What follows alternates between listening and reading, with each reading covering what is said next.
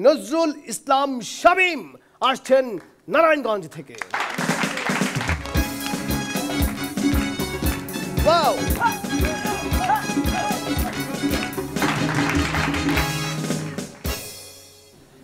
এক ছেলে হাসুর অডিশন দিতেছে, তো জোকসগুলা শুই না হাসান ভাই বলতেছে, এই তুমি এই জোকসগুলো তো আগের অডিশনও দিছো, আমি তোমার বাদ করে দিছিলাম, আবার নিয়ে আসছো কি মনে করা? কয় স্যার মনে করছি 1 বছরে যদি আপনার রুচির কোনো উন্নতি হয়। এক লোক সেলুনে গিয়া বলতেছে, এই আমার চুলগুলা শ্রীলঙ্কার প্লেয়ার মালিঙ্গার মতো সুন্দর করে গাইটা দাও। তো সেলুনরা বলে, ধুরমিয়া যে কোনো একটা গন হয় সুন্দর করে, না হয় মালিঙ্গার মতন। দৌড় প্রতিযোগিতা হবে, রেফারি বাঁশি দিলেন, বাঁশি দেওয়ার সাথে সাথে 9 জন দিল সামনের দিকে দৌড়, আরেকজন দিল উল্টা দিকে দৌড়। তো এক লোক বলতেছে, কিরে ভাই তুই উল্টা দিকে যাসকে? কই বেটা তোর কি মনে হয় খেলার কি টয়লেট পাইতে পারে না? পৃথিবীতে সবচেয়ে বোকা মেয়ে কারা? যারা মনে করে শুধুমাত্র গুণের কারণে ওদের বিয়ে হয়েছে। এক লোক চিড়াখানে গিয়ে বলতেছে, কি ব্যাপার ভাই, আপনাদের এখানে নাকি একটা শিবমাঝি 9টা বাচ্চা দিছে, এই তাদের পরিবার পরিকল্পনা সম্বন্ধে আপনারা ধারণা দেন না? এইভাবে যদি জনসংখ্যা বাড়তে থাকে তাদের খাদ্য বাসস্থান এক সময় তো অভাব দেখা দিব। আচ্ছা যাই হোক, এখন আমাকে 12টা টিকিট দেন। কই স্যার 12টা টিকিট কেন, আপনি কি বন্ধু বান্ধব নিয়ে আসছেন? আরে না, আমি আর আমার ওয়াইফ আর আমার 10 জন ছেলে মেয়ে। কই স্যার আপনার কষ্ট করে টিকিট কেটে ভিতরে যাওয়া লাগতো না, আপনি এই জায়গায় দাঁড়ান, ওই শিবপাঞ্জি হইতেছে আপনারা দেখতে। আমাদের মিরু ভাই দোকানে গিয়ে বলতেছে, এই আন্ডারপ্যান্ট দেখেন তো।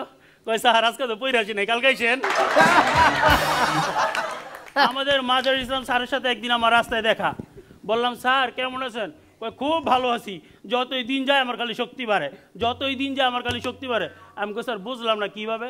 কই শোন, আমি যখন যুবক ছিলাম তখন 200 টাকার বাজারের ব্যাগ আলগাইতে পারতাম না, আর এখন দেখ 5000 টাকার বাজার নিয়ে বাজিতেছি। আমার দাদু এমনই খারাপ অবস্থা যে শুয়ে থাকলে বসতে পারে না, আর বসলে দাঁড়াইতে পারে না। সেই দাদু ওটিতে গেছে অপারেশনের জন্য।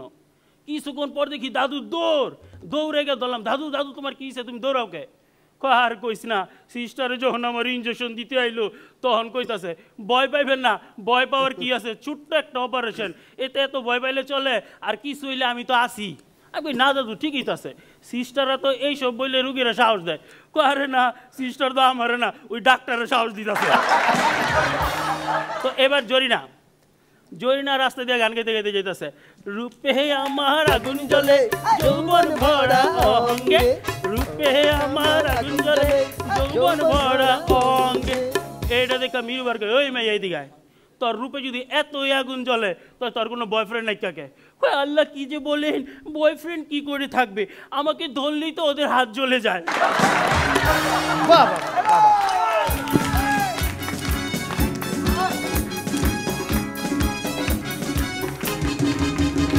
দুর্দান্ত দুর্দান্ত, অসাধারণ পারফরমেন্স। জুয়েল ভাই। শামীমের জবাব নাই, তুমি আমাদের অহংকার। নিপুণ। শামীম জোকস যতই দেখছি ততই মুগ্ধ হচ্ছি, কারণ আজকের জোকসও অনেক বেশি ভালো ছিল। কারণ যেদিন থেকেই তুমি হাসর মঞ্চে সেদিন থেকেই আমাদেরকে আনন্দ দিয়ে যাচ্ছ, এবং আশা করছি তুমি ফাইনালে তো অবশ্যই যাচ্ছ। মাঝার ভাই।